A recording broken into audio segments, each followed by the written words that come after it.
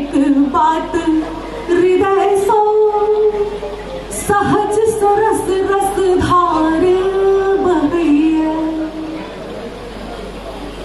तात सुनो एक बात हृदय सो सहज सरस रस धार बहैया। सातों सुर लय ताले सजोले मन वीणा झलकार करिए।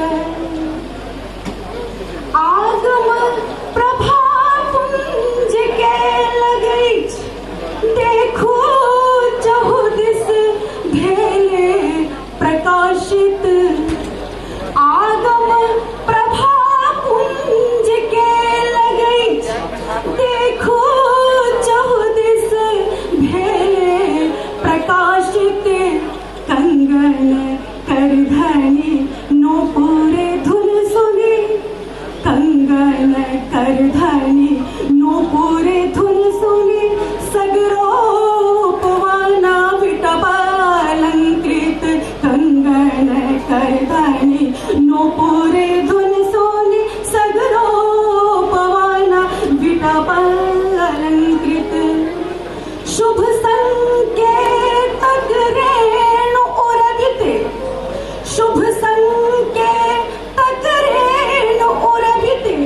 शीतल सुखद बयार बहैया। सातों सुर लय ताले सजौने मन वीणा झलकार करिए। आप अचानक सीता प्रकट भ जाय छथिन आ राम जी के की हालत होइ छै से एहि पंक्ति में सुनियो। लता ओट सँ प्रकटल सीता